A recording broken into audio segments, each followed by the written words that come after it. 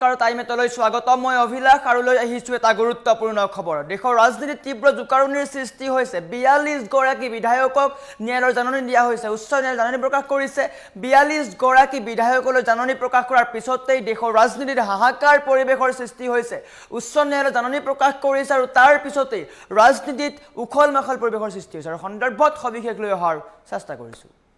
জনাই আছো এটা গুৰুত্বপূৰ্ণ খবৰ ৰাজনীতিৰ খবৰ দেশৰ ৰাজনীতিত তীব্ৰ জুকাৰুনি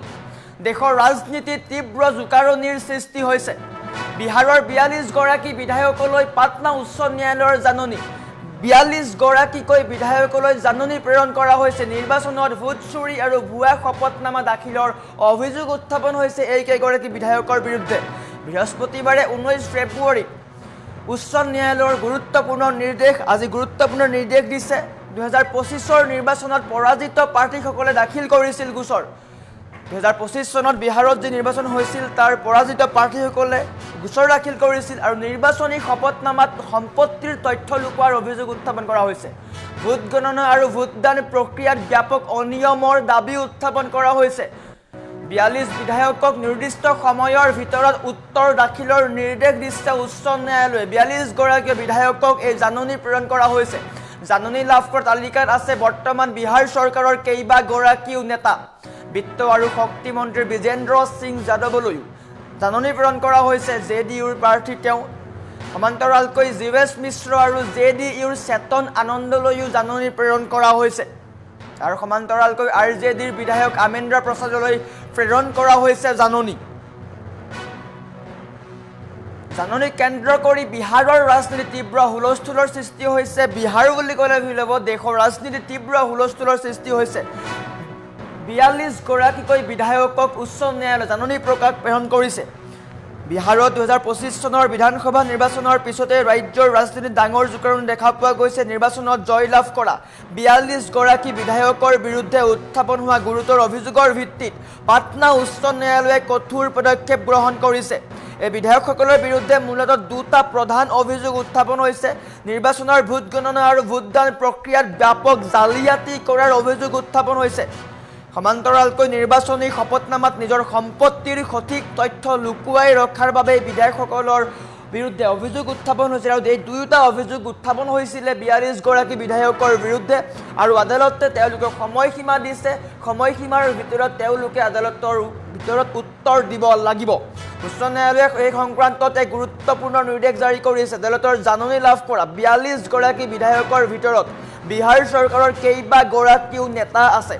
বিজেন্দ্ৰ যাদৱ বৰ্তমান সময়ত বিহাৰ চৰকাৰৰ বিত্ত আৰু শক্তি মন্ত্ৰী জিৱেশ মিশ্ৰ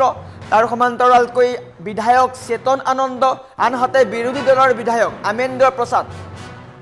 আদালতে জাননী লাভ কৰাৰ প্ৰতিগৰাকী বিধায়কক এই নিৰ্দিষ্ট সময়সীমাৰ ভিতৰত নিজৰ উত্তৰ দাখিল কৰিবলৈ নিৰ্দেশ দিছে এই তালিকাত চৰকাৰী পক্ষ আৰু বিৰোধী পক্ষ দুয়োটা পক্ষৰে নেতাৰ নাম আছে সেয়েহে বিহাৰৰ ৰাজনৈতিক মহলত বৰ্তমান সময়ত উত্তেজনাৰ সৃষ্টি হৈছে যদি আদালতে এই অভিযোগসমূহ প্ৰমাণিত হয় তেন্তে অভিযুক্ত বিধায়কসকলৰ বিধায়ক পদ খাৰিজ হোৱাৰ সম্ভাৱনা আছে যদি আদালতত এই অভিযোগসমূহ সঁচা প্ৰমাণিত হয় বা তথ্যসহ প্ৰমাণ দিয়ে তেন্তে অভিযুক্ত বিধায়কসকলৰ বিধায়ক পদ খাৰিজ হোৱাৰ সম্ভাৱনা আছে যিয়ে বিহাৰ চৰকাৰৰ স্থিৰতাৰ প্ৰতিও ভাবুকি কঢ়িয়াই আনিব পাৰে আৰু বৰ্তমান সময়ত দেশৰ ৰাজনীতিত এটা গুৰুত্বপূৰ্ণ খবৰ আহিছে 42 গৰাকীকৈ বিধায়কলৈ উচ্চ ন্যায়ালয়ৰ জাননী দিয়া হৈছে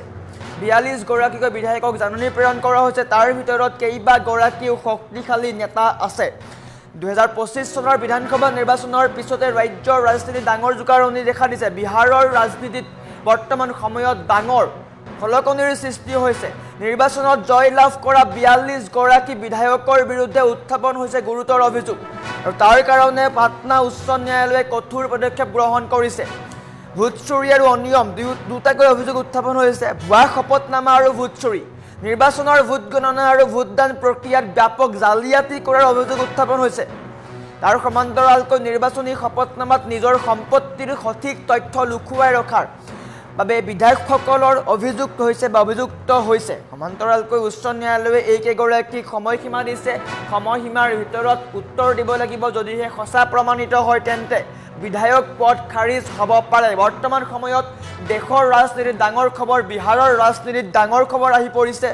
আদালতে জাননী লাভ কৰা প্ৰতিগৰাকী বিধায়কক নিৰ্দিষ্ট সময়সীমাৰ ভিতৰত নিজৰ উত্তৰ বা নিজৰ স্থিতি দাখিল কৰিবলৈ নিৰ্দেশ দিছে আৰু এই তালিকাত চৰকাৰী পক্ষ আৰু বিৰোধী পক্ষ দুয়োটাৰে নাম আছে গতিকে বিহাৰৰ ৰাজনীতিত বৰ্তমান সময়ত তীব্ৰ উত্তেজনাৰ সৃষ্টি হৈছে হাহাকাৰময় পৰিৱেশৰ সৃষ্টি হৈছে কিয়নো শাসক বিৰোধী দুয়োটা পক্ষৰ বিধায়ক বা নেতাৰ নাম আছে গতিকে বিহাৰৰ ৰাজনীতিত বৰ্তমান সময়ত হাহাকাৰ পৰিৱেশৰ সৃষ্টি হৈছে এটা গুৰুত্বপূৰ্ণ খবৰ দেশৰ ৰাজনীতিত গুৰুত্বপূৰ্ণ খবৰ আহিছে ৪২ গৰাকীকৈ বিধায়কলৈ উচ্চ ন্যায়ালয়ে জাননী প্ৰেৰণ কৰিছে আৰু সময়সীমাৰ ভিতৰত তেওঁলোকে উত্তৰ দিব লাগিব নিৰ্দিষ্ট সময়সীমাৰ ভিতৰত তেওঁলোকে উত্তৰ দিব লাগিব যদিহে উত্তৰ দিয়া নহয় তেন্তে কঠোৰ হ'ব আদালত আৰু বৰ্তমান সময়ত এনেকৈ কঠোৰ স্থিতি গ্ৰহণ কৰিছে আদালতে সময়সীমা দিছে সময়সীমাৰ ভিতৰত তেওঁলোকৰ উত্তৰ দিব লাগিব যদিহে তেওঁলোকৰ সেইসমূহ অভিযোগ গুৰুত্বপূৰ্ণ বা সঁচা প্ৰমাণিত হয় তেন্তে তেওঁলোকৰ বিধায়ক পদ পৰ্যন্ত খাৰিজ হোৱাৰ সম্ভাৱনা আহি পৰিছে আৰু ইয়াকে লৈ বৰ্তমান সময়ত বিহাৰৰ ৰাজনীতিত উত্তপ্ত পৰিস্থিতিৰ সৃষ্টি হৈছে খলকনিৰ সৃষ্টি হৈছে কিয়নো বিহাৰ চৰকাৰ গঠন হৈছিলে ২০২৫ চনত নিৰ্বাচন হৈছিলে আৰু নিৰ্বাচন হোৱাৰ পিছতেই বৰ্তমান সময়ত এটা গুৰুত্বপূৰ্ণ খবৰ আহিছে ৪২ গৰাকী বিধায়কলৈ উচ্চ ন্যায়ালয়ৰ জাননী জাৰি কৰা হৈছে কেইবাগৰাকী বিধায়কৰ নাম আছে শক্তিশালী নেতাৰ নাম আছে আৰু এনেকৈ ৪২ গৰাকী বিধায়কলৈ জাননী জাৰি কৰি নিৰ্দিষ্ট সময়ৰ ভিতৰত উত্তৰ দিয়াৰ বাবে দাবী উত্থাপন কৰিছে বা নিৰ্দেশ দিয়া হৈছে যদিহে উক্ত সময়ৰ ভিতৰত তেওঁলোকে উত্তৰ নিদিয়ে তেন্তে কঠোৰ হ'ব আদালত আৰু যদিহে তেওঁলোকৰ বিৰুদ্ধে যিসমূহ অভিযোগ উত্থাপন হৈছে সেইসমূহ যদি সঁচা প্ৰমাণিত হয় তেন্তে তেওঁলোকৰ বিধায়ক পদ খাৰিজ হোৱাৰো সম্ভাৱনা আহি পৰিছে আৰু এনেকৈ নিৰ্বাচনৰ ভোট গণনা আৰু ভোটদান প্ৰক্ৰিয়াত ব্যাপক জালিয়াতি কৰাৰ অভিযোগ উত্থাপন হৈছে আৰু তেওঁলোকৰ বিৰুদ্ধে গুৰুতৰ অভিযোগ উত্থাপন কৰা হৈছে সমান্তৰালকৈ শপতনামাত ভুৱা সম্পত্তি দাখিল কৰাৰো অভিযোগ উত্থাপন হৈছে আৰু গুৰুতৰ অভিযোগ উত্থাপন হৈছে এই কেইগৰাকী নেতাৰ বিৰুদ্ধে বা বিধায়কৰ বিৰুদ্ধে আৰু বৰ্তমান সময়ত পাটনা উচ্চ ন্যায়ালয়ে তেওঁলোকলৈ নিৰ্দেশ জাৰি কৰিছে নিৰ্দিষ্ট সময়ৰ ভিতৰত তেওঁলোকে উত্তৰ দিব লাগিব যদিহে তেওঁলোকে উত্তৰ নিদিয়ে বা তেওঁলোকৰ বিৰুদ্ধে যিসমূহ অভিযোগ উত্থাপন হৈছে সেইসমূহ যদি সঁচা প্ৰমাণিত হয় তেন্তে তেওঁলোকৰ বিধায়ক পদ খাৰিজ হ'ব পাৰে আৰু বৰ্তমান দেশৰ ৰাজনীতিত গুৰুত্বপূৰ্ণ খবৰ তীব্ৰ জোকাৰণি বুলি ক'ব লাগিব বিহাৰৰ ৪২ গৰাকী বিধায়কলৈ পাটনা উচ্চ ন্যায়ালয়ৰ জাননী নিৰ্বাচনত ভোট চুৰি আৰু ভুৱা শপতনামা দাখিলৰ অভিযোগ উত্থাপন কৰা হৈছে ১৯ ফেব্ৰুৱাৰীত অৰ্থাৎ আজি উচ্চ ন্যায়ালয়ৰ গুৰুত্বপূৰ্ণ নিৰ্দেশ ২০২৫ৰ নিৰ্বাচনত পৰাজিত প্ৰাৰ্থীসকলে দাখিল কৰিছিল গোচৰ ২০২৫ৰ নিৰ্বাচনত যিসমূহ প্ৰাৰ্থী পৰাজিত হৈছিল তেওঁলোকে জয়ী হোৱা প্ৰাৰ্থীসকলৰ বিৰুদ্ধে দাখিল কৰিছিল অভিযোগ আৰু সেই অভিযোগৰ আজি শুনানি আছিল তাতে উচ্চ ন্যায়ালয়ে স্পষ্টকৈ কৈছে ৪২ গৰাকী বিধায়কলৈ জাননী প্ৰেৰণ কৰা হৈছে আৰু তেওঁলোকে সময়সীমাৰ ভিতৰত নিজৰ উত্তৰ দিব লাগিব নিৰ্বাচনী শপতনামাৰ সম্পত্তিৰ তথ্য লুকুৱাৰ অভিযোগ বিধায়কৰ বিৰুদ্ধে নিৰ্বাচনী শপতনামাৰ সম্পত্তিৰ তথ্য লুকুৱাৰ অভিযোগ উত্থাপন কৰা হৈছে এই ৪২ গৰাকী বিধায়কৰ বিৰুদ্ধে ভোট গণনা আৰু ভোটদান প্ৰক্ৰিয়াত ব্যাপক অনিয়মৰ দাবী উত্থাপন কৰা হৈছে আৰু এইসমূহ অভিযোগ উত্থাপন কৰিছে ২০২৫ৰ নিৰ্বাচনত পৰাজিত প্ৰাৰ্থীসকলে বিহাৰ বিধানসভা নিৰ্বাচনত যিসমূহ প্ৰাৰ্থী পৰাজিত হৈছিল তেওঁলোকে জয়ী হোৱা প্ৰাৰ্থীসকলৰ বিৰুদ্ধে এই অভিযোগ উত্থাপন কৰিছে আৰু বৰ্তমান সময়ত ৪২ বিধায়কক নিৰ্দিষ্ট সময়ৰ ভিতৰত উত্তৰ দাখিলৰ নিৰ্দেশ দিয়া হৈছে জাননী লাভ কৰা তালিকাত কেইবাগৰাকীও নেতা আছে চৰকাৰৰ কেইবাগৰাকীও প্ৰভাৱশালী নেতা আছে বিত্ত আৰু শক্তি মন্ত্ৰী বিজেন্দ্ৰ যাদৱলৈও আদালতৰ জাননী দিয়া হৈছে আনহাতে জীৱেশ মিশ্ৰ আৰু জেডিইউৰ চেতন আনন্দলৈও জাননী প্ৰেৰণ কৰা হৈছে আনহাতে আৰজেডিৰ বিধায়ক আমেন্দ্ৰ প্ৰসাদলৈও প্ৰেৰণ কৰা হৈছে জাননী আৰু এই ঘটনাক কেন্দ্ৰ কৰি বিহাৰৰ ৰাজনীতিত বৰ্তমান সময়ত খলকনিৰ সৃষ্টি হৈছে তীব্ৰ জোকাৰণিৰ সৃষ্টি হৈছে কিয়নো ৪২ গৰাকীকৈ বিধায়কলৈ জাননী প্ৰেৰণ কৰা হৈছে পাটনা উচ্চ ন্যায়ালয়ে জাননী প্ৰেৰণ কৰা হৈছে আৰু তাৰ পিছতেই